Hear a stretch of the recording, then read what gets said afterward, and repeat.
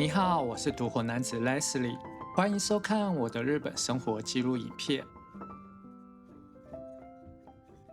落北的一城市一直都是我很喜歡的秋日賞楓路線，從皇室庭園、古老寺院到百年料亭，每一站都會讓人慢下腳步。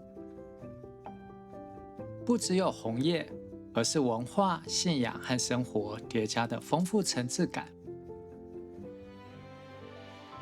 不過，這裡有一個我預約了3年，而且還需要抽籤才能安排的景點。想知道在這條京都最難預約的賞楓路線中，會看到哪些特別的景色嗎？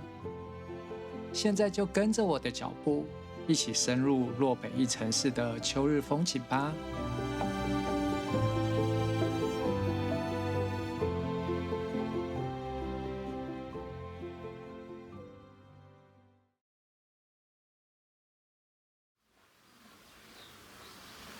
為了維護環境品質，我完全理解有些景點需要預約才能參觀的規定。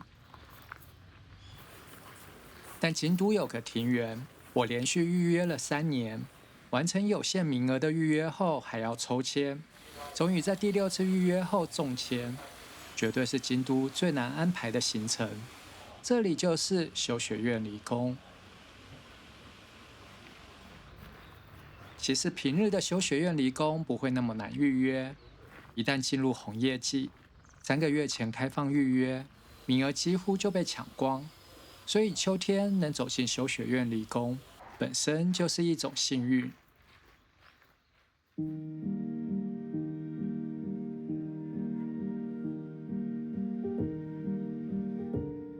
比預約的時間提早20分鐘抵達。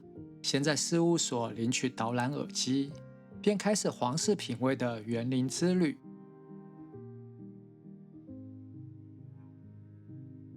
以參觀動線來說，修學院離宮劃分成3個區域。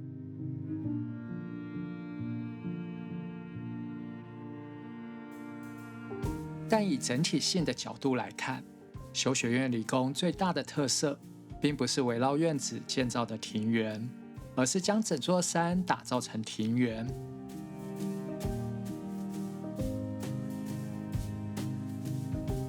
範圍很大，至少要1個半小時才能參觀完。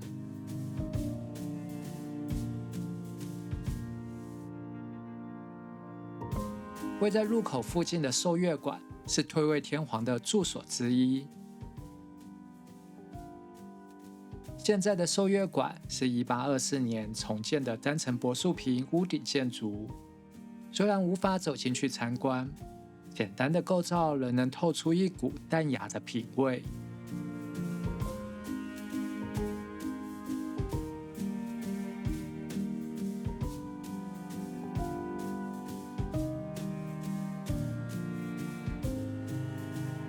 修學院離宮是後水尾天皇退位後，為了實現他的理想而打造的庭園。在1655年開始建造，4年後完成了他的構想，也實現了皇室退休後所追求的寧靜。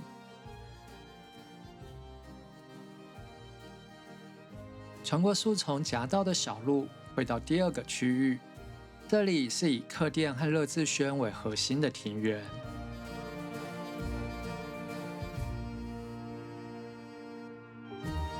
迎賓而建的客店原本在京都御苑仙洞寓所的位置，1682年遷移到現在的位置。客店和樂智軒以樓梯相連，並與雪松木門作為隔間。木門上描繪了祭典中的花車，好像還能聽到活動中的歡聲笑語。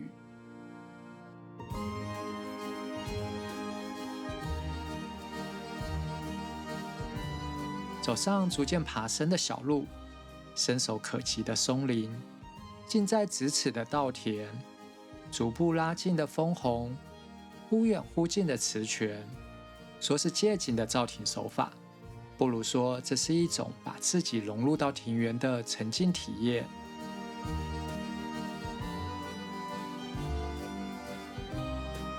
境內最高點凌雲亭是欣賞玉龍池的最佳視角。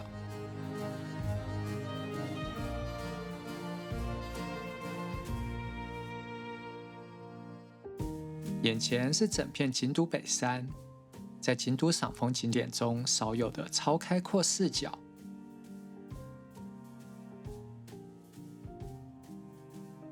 玉龍池不只是簡單的池塘，而是利用地形的高低落差，把島嶼、石橋、山坡和建築全部串聯在一起。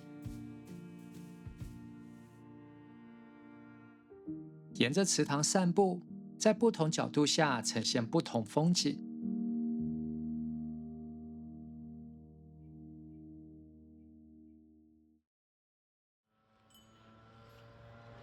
瓊穗亭是唯一一間造亭以來就保存至今的建築，位在中島的頂端，能用更貼近的視角欣賞千歲橋。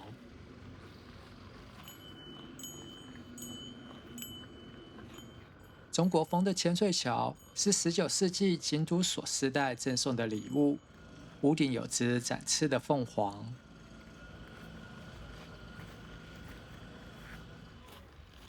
橫跨在島嶼的石橋，在楓紅的映襯下，變成修學院離宮的經典畫面。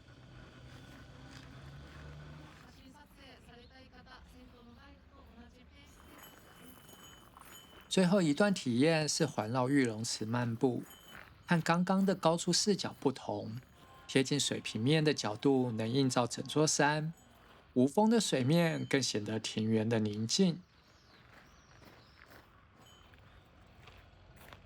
等待了3年，終於完成了我在京都賞楓的最後一塊拼圖，補足了秋日最後的紅色。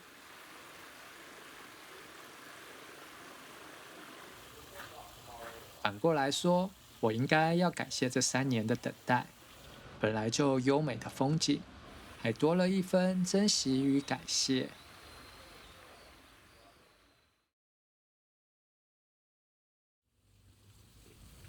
京都有一個流傳千年的都市傳說，古人相信鬼門位於東北方，而京都的東北就是現在赤山禪院的位置。因此，從平安時代開始，赤山禪院就一直擔負守護京都的任務。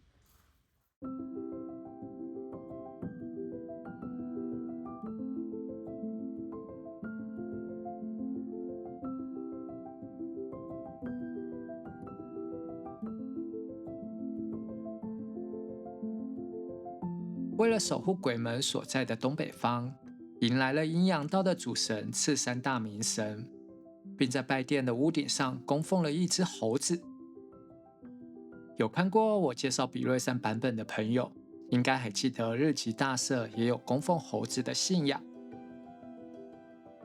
因為神原的發音馬薩魯念起來很像魔鬼離開，所以人們相信猴子有驅邪避凶的力量。那為什麼要把猴子關進鐵絲網裡呢？因為它晚上會亂跑，到處搗蛋，所以就把它關起來了。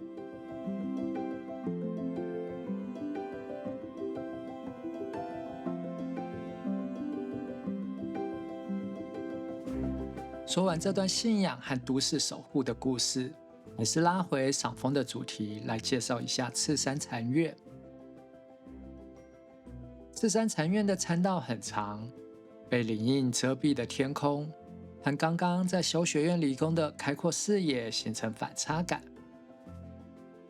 不過這段參道走起來很舒服，色彩多變的層次讓心情也跟着變得輕快。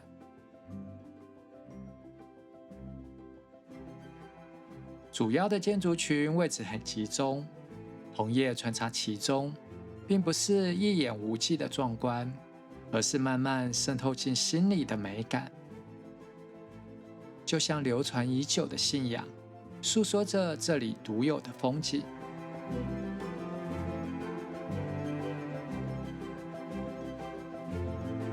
有些人正對着深處的福祿壽堂寫生，這一區算是境內紅葉最密集的區域。陽光穿過濃密的樹林，把一種紅色照出各種層次，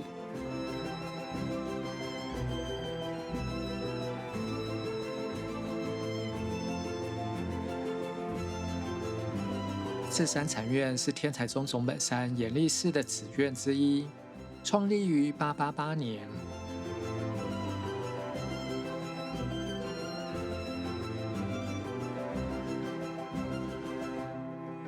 作為守護京都的門戶，距離修學院離宮也只有幾步的距離，因此也受到皇室的尊崇。自然與歷史交疊成信仰的模樣，讓赤山禪院充滿讓人放心的守護能量，也是落北秋天裡最讓人心情平靜的風景。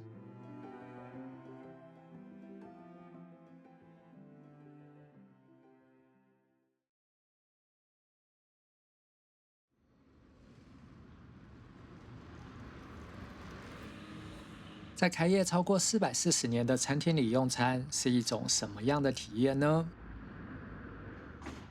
位在高野川一旁的品八茶屋，就以層層遞進的豐富體驗，讓我享用了一頓滿滿儀式感的午餐。走進有500年歲月的騎牛門，女將馬上出來迎接，穿過庭園，一步一步走向自己包廂的過程，是比料理本身更吸引人的開場白。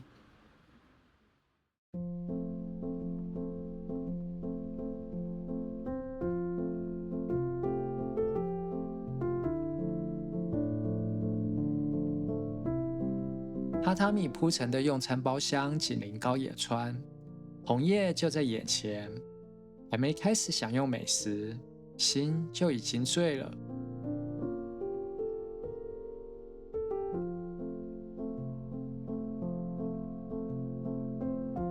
這間餐廳連夏目漱石也有來過，甚至還寫進他的作品裡了。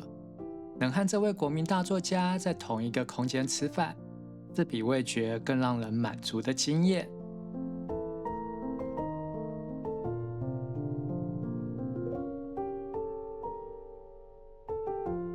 品八茶屋以和魚作為招牌料理，使用當令食材創造多層次的口感。遵循懷石料理的上菜順序，每道菜之間講求味道搭配，一層一層疊出深刻的印象。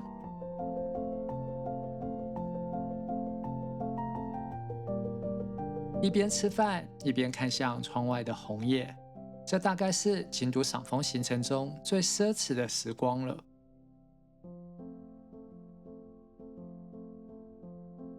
吃飽後，在面積約2000平方公尺的庭園散步一下，還有紅葉美景和流水聲相伴，在品八茶屋的一頓午餐，早就超過了我對吃的期待。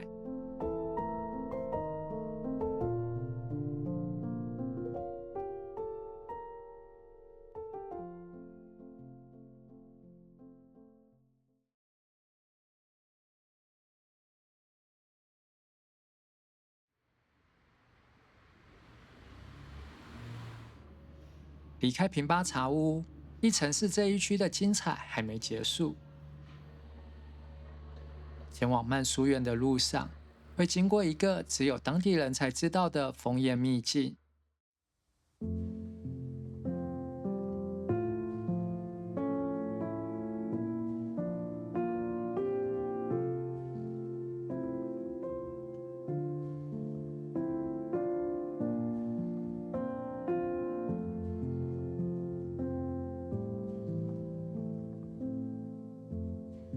鹿生神社並不是楓葉名所，鳥居卻藏不住身後張揚的紅葉，讓這條參道變身為繽紛世界。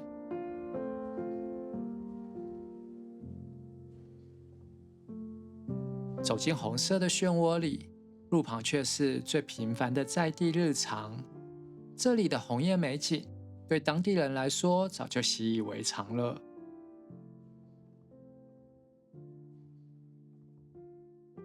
不過，也就是這種社區角落的日常感，這裡根本不會有觀光客，反而成為落北最低調的楓紅美景。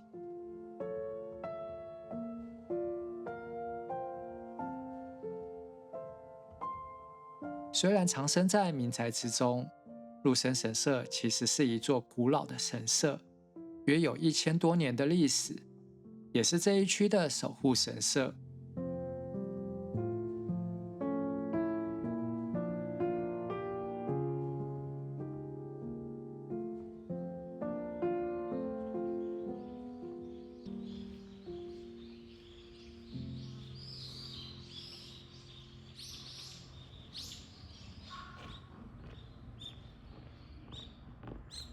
參觀了那麼多京都的紅葉景點，有時印象最深的不一定是滿山谷的壯觀楓紅，而是走在沒有遊客的林蔭下，葉子落下時的無聲靜謐。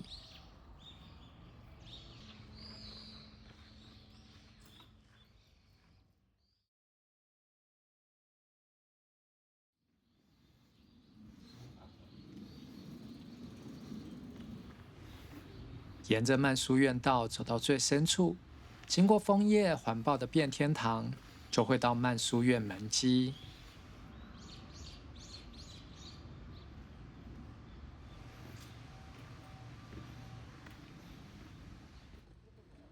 門跡就是與皇室有關聯的寺院。到這裡我才意識到，今天一整天的賞楓行程都多少和皇室有點關係。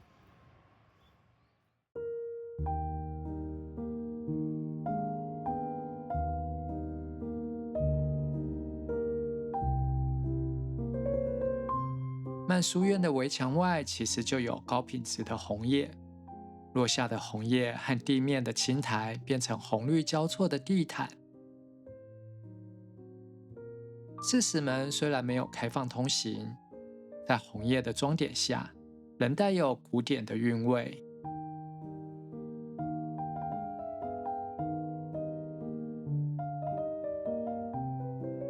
慢書院最大的特色，不只有境內2座高品質的庭園。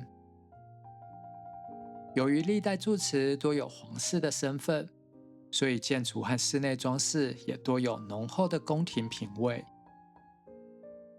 不過很可惜，由於是皇室的資產，室內並沒有開放拍攝，在鏡頭下只能展現室外庭園的單一視角了。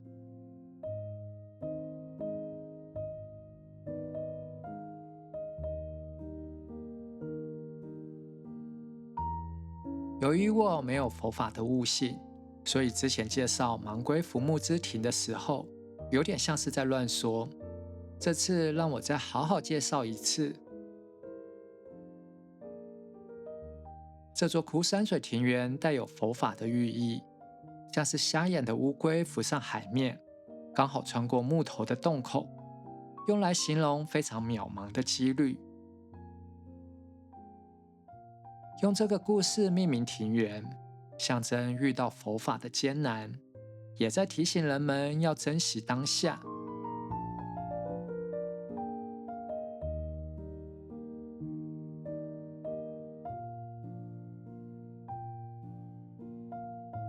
書院內部的裝飾很值得慢慢欣賞，障子畫、格局和古董，無不顯露皇家的品味。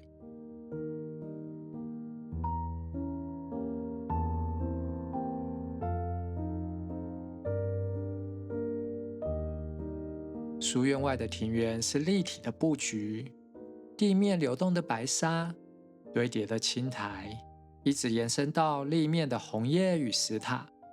每走一步都會出現新的感受。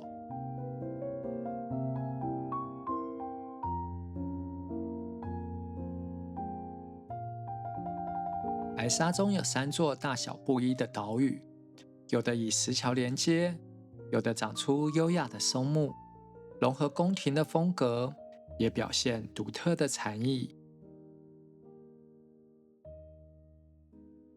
慢書院的秋天並不是大面積的紅色，而是在門跡寺院的氣質中，找到最平衡的優美姿態。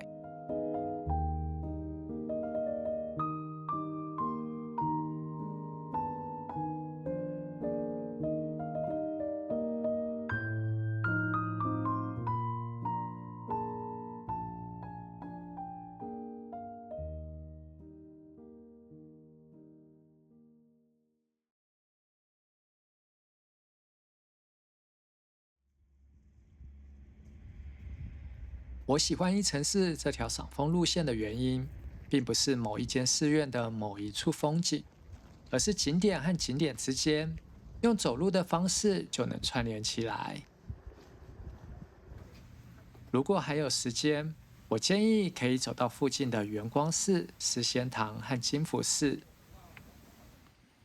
圓光寺以奔放的奔龍亭和禪意的石牛之亭而聞名。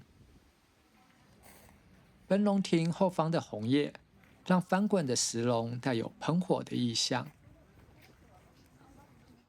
石牛之亭則是在豐富漸層的紅葉中獲得禪意的啟發。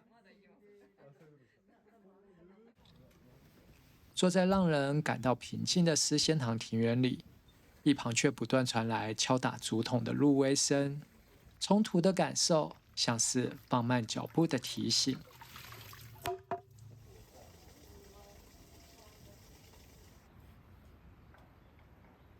金福寺是小眾秘境，與俳句詩人松尾芭蕉和雨謝無春淵源深厚，小巧卻充滿文學氣息，是義城寺賞楓路線中最安靜的一站。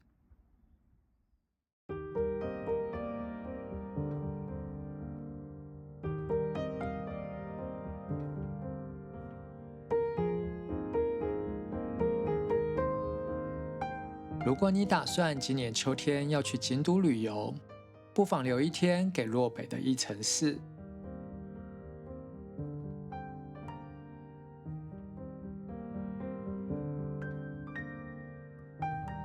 從皇家庭園的開闊視野，走進古都守護的信仰文化，在紅葉環抱的復古空間裡用餐，經過當地人才知道的幽靜角落，最後在精緻的造景中感受皇室品味。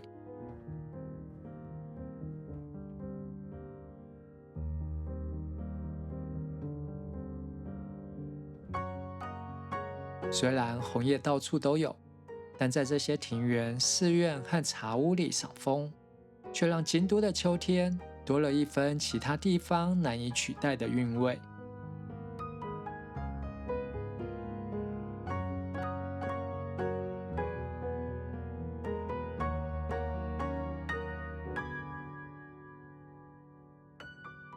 我編寫的《京都賞楓指南》電子書已經更新到第2版了，裡面除了記載京都的優質紅葉景點，這一個版本還新增了關西地區的楓紅景色。今年要去關西旅遊的朋友，歡迎下載哦。チャンネル登録よろしくね。